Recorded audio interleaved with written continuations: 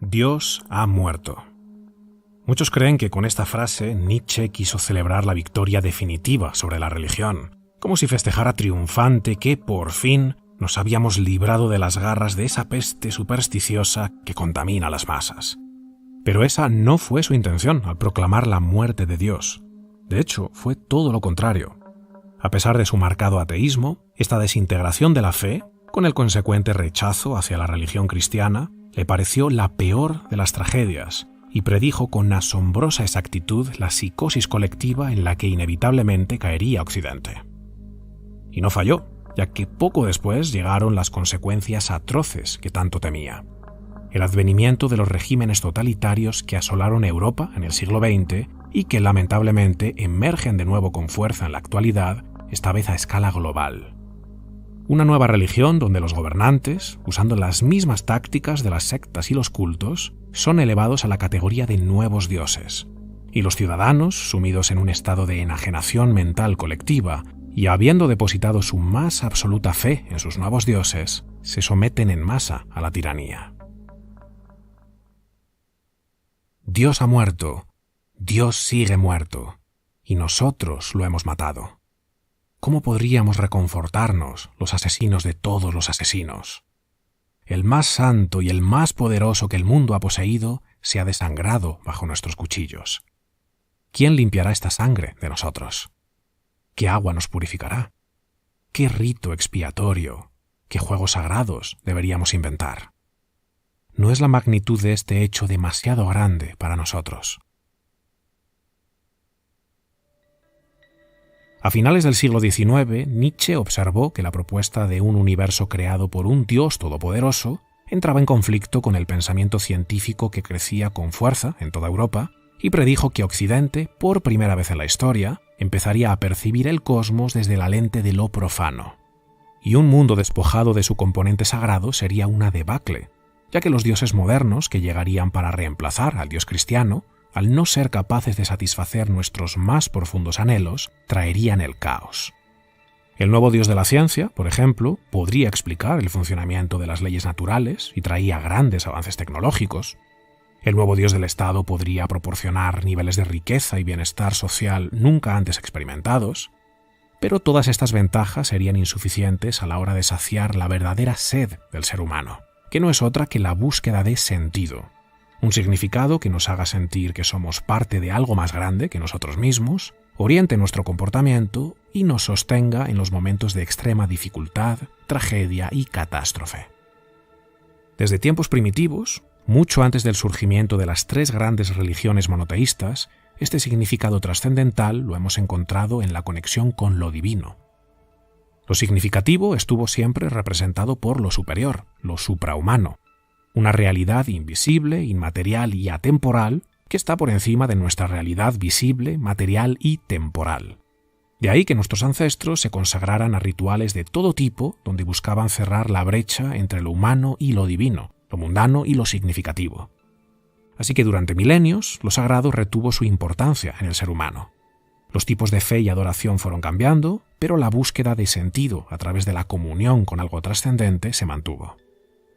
Nietzsche sostenía que el orden moral de individuos y sociedades proviene de la religión, que es una capa social que históricamente ha servido para orientar al individuo en su búsqueda de sentido y ha facilitado que la sociedad comparta unos valores que la cohesionan y la ayudan a avanzar y mejorar. La ciencia por sí sola no podría proporcionar una brújula moral, ya que el método científico se limita a describir hechos, pero no puede juzgarlos como buenos o malos. El juicio moral surge de la imitación de lo sagrado. La divinidad, al representar la verdad suprema, es el valor más elevado y de ahí emerge una compleja escala de valores que, además de indicarnos qué es valioso y significativo y qué es profano e insignificante, nos permite diferenciar el bien del mal y nos proporciona una serie de ideales a los que aspirar. Nietzsche predijo que, habiéndonos deshecho de un Dios que representa una verdad suprema, los individuos nos daríamos cuenta de que habíamos estado depositando nuestra fe en algo falso, con lo que actuaríamos de manera compensatoria, inclinándonos hacia el extremo diametralmente opuesto. Al dejar de considerarnos hijos de Dios, creados a imagen y semejanza de una verdad suprema, dejaríamos de ver la vida humana como sagrada. Y si lo más fundamental que tenemos, que es la vida, no es sagrado, entonces nada lo es. Del Dios es verdad, llegaríamos a la fe fanática del todo es falso, y de ahí al nada tiene sentido. Si no existe Dios, todo está permitido, decía Nietzsche. Y así predijo que en medio de esta angustia existencial surgiría el llamado último hombre, cuya filosofía es el nihilismo. Para él todo es vano excepto su placer y su confort, de tal manera que nunca aspira a la excelencia, ya que ésta no existe y el mundo no tiene sentido. El último hombre convertiría en bueno todo aquello que le ayuda a obtener ese placer y confort, una escala de valores siempre cambiante basada en el beneficio personal. Para Nietzsche, un individuo así es el más despreciable porque no tiene capacidad para oponerse a los falsos dioses que tarde o temprano surgirán para reemplazar al dios que hemos matado. Y de hecho estaría de acuerdo en permitir todo tipo de barbaridades si esto le sirve para prolongar su comodidad personal. Y eso mismo es lo que sucedió en Europa en el siglo XX. Lo que aconteció en la Alemania nazi es exactamente lo que había avisado el filósofo.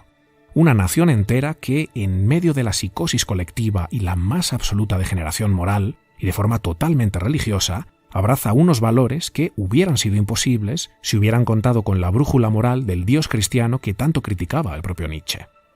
Su profecía se cumplió. La gente se vio arrastrada por una moralidad profana y elevando al Estado a la categoría de nuevo Dios, y respaldados por la todopoderosa ciencia, permitieron un holocausto. Los regímenes totalitarios comunistas fueron aún más nefastos. Después de matar a Dios e implementar su ingeniería social, apilaron más de 100 millones de cadáveres en poco más de medio siglo. Lo que vemos en ambos casos es una psicosis colectiva que coincide con una aceptación social por la guerra y las masacres más atroces. Sociedades degeneradas moralmente y con niveles extremos de ansiedad, frustración y agresión que derivaron en el mismo totalitarismo que hoy se abre paso. Dicho hombre, frenético o loco, cierta mañana se dirigió al mercado. Provisto con una linterna en sus manos, no dejaba de gritar: «¡Busco a Dios!». Allí había muchos ateos que no dejaron de reírse. Los descreídos, mirándose con sorna entre sí, se decían: «Se ha perdido, se ha extraviado». Y agregaban: «Se habrá ocultado, o tendrá miedo. ¿Acaso se habrá embarcado o emigrado?». Y las carcajadas seguían. Al loco no le gustaron estas burlas, y precipitándose entre ellos, les espetó: «¿Qué ha sido de Dios?». Fulminándolos con la mirada, agregó: «Os lo voy a decir, lo hemos matado. Vosotros y yo lo hemos matado. Hemos dejado esta tierra sin su sol, sin su orden, sin quien pueda conducirla. Vagamos a través de una nada infinita». Y en tono interrogativo y con énfasis prosiguió afirmando que nos roza el soplo del vacío, que la noche se hace más noche y más profunda, y que se torna indispensable encender linternas en pleno día. ¿Quién es nuestro nuevo Dios? ¿A quién adoramos ahora? Carl Jung, que como Nietzsche fue uno de esos individuos adelantados a su tiempo, capaces de anticipar con una precisión asombrosa lo que acontecería en el mundo futuro, trató de avisar a sus contemporáneos de los peligros que acechaban a los individuos y las sociedades. El Estado toma el lugar de Dios. Las dictaduras socialistas son religiones y la esclavitud frente al Estado es una forma de adoración. Jung había observado las señales que nos avisaban de un peligro nunca antes visto, en el que el individuo sería aplastado, sociedades enteras serían hipnotizadas y el totalitarismo sería la nueva doctrina religiosa. Como consecuencia del declive del cristianismo, las proyecciones religiosas se han rebajado de la figura divina a la esfera humana. El intelecto moderno no puede imaginar nada más grandioso que esos pequeños dioses con pretensiones totalitarias que se llaman a sí mismos Estado. La nueva religión se está expandiendo ferozmente por el planeta Tierra. Una religión que promete la inminente creación de una utopía donde todo será igualdad, inclusión y diversidad. Los malvados pagarán por sus fechorías. Los buenos podrán por fin ocupar el justo lugar que les corresponde en la escala social y los graves problemas que amenazan con destruirnos quedarán resueltos. ¿Quién puede lograr semejante conquista? el nuevo Dios del Estado. Un Mesías moderno que promete instaurar su particular cielo en la tierra. Una vida de perpetua prosperidad donde no existe el peligro ni la incertidumbre, porque las miserias de la naturaleza humana han sido erradicadas y todos vivimos en perfecta armonía con la Madre Tierra. ¿Qué necesita el Estado para poder brindarnos este jardín del Edén? ¿Cuáles son sus mandamientos? Bueno, antes de darte, tienen que quitarte. Se deben remodelar las viejas instituciones, ya que éstas representan valores podridos de viejos dioses, y debemos también reconfigurar los derechos y libertades individuales, ya que la propia idea de individuo también ha quedado obsoleta. Por supuesto que, a priori, esto podría parecer dictatorial y tiránico, pero en realidad es por tu bien, un sacrificio por el bien de todos, porque nadie debe quedarse atrás. La vigilancia masiva, el adoctrinamiento ideológico de los menores, la manipulación y censura, la propaganda coordinada por parte de los grandes medios de comunicación o los mandatos draconianos y segregacionistas, todo eso son pasos dolorosos pero necesarios para una sociedad más justa, equitativa y multicolor. Si cuestionas estas medidas, solo demuestras tu falta de compromiso con el bienestar común. Los buenos no cuestionan y no critican, no se oponen, son obedientes, fieles creyentes con un entusiasmo religioso. Quienes se niegan a entrar en el rebaño deben ser señalados y odiados, puesto que sus ideas y su comportamiento nos ponen en peligro a todos. Los movimientos totalitarios que nacieron después de la Primera Guerra Mundial son básicamente movimientos religiosos. Su fin no es solamente cambiar las instituciones políticas y sociales, sino remodelar la naturaleza del hombre y la sociedad. En la religión totalitaria están los elegidos, los proveedores de verdad e impulsores del cambio, y los pecadores, que serían quienes no se someten a sus preceptos, y que por ello deben recibir castigos severos y violencia desmedida. Los totalitarios exigen tu conversión en una especie de bautismo de conciencia, que en algunos casos incluye también un ritual donde consientes que tu cuerpo acoja una sustancia que ha sido elevada a la categoría de elixir sagrado, ya que te otorga la salvación. Se pretende la creación de un vínculo trascendental, religioso, entre el individuo y el Estado, y se logra usando una de las tácticas más eficaces de las sectas y cultos, la mezcla de terror y amor. El amor se muestra en la bondad del Estado, que está alineado con las causas más nobles y cuya única aspiración es librarte del peligro y, en última instancia, crear un jardín del Edén para todos. El terror es la amenaza de un infierno a quienes se opongan. La alternancia de amor y miedo en un ambiente de aislamiento resulta en un seguidor disociado pero leal que puede ser instruido para actuar en favor de los intereses del líder en lugar de su propio interés. El creyente hará los sacrificios que sean necesarios.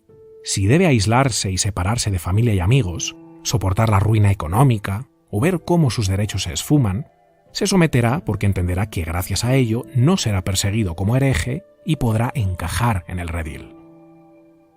Los procesos de lavado de cerebro residen en la creación de estrés o amenaza, ante la cual la única escapatoria es la sumisión al aparente refugio del régimen o grupo totalitario. Just Merleau, autor de Rape of the Mind, compara las reacciones de los ciudadanos que viven en estados totalitarios con las de los esquizofrénicos. Tanto los gobernantes como los gobernados están enfermos. Ambos viven en una niebla delirante, ya que toda la sociedad y sus reglas se sustentan en el pensamiento delirante.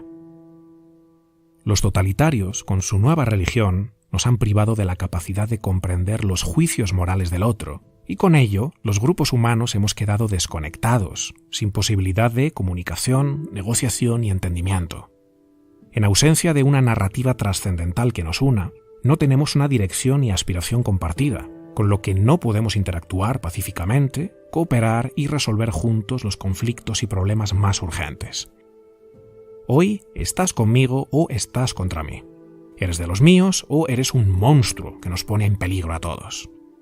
Nuestros lazos humanos se desintegran y la hostilidad hacia el distinto está siendo elevada a categoría de virtud.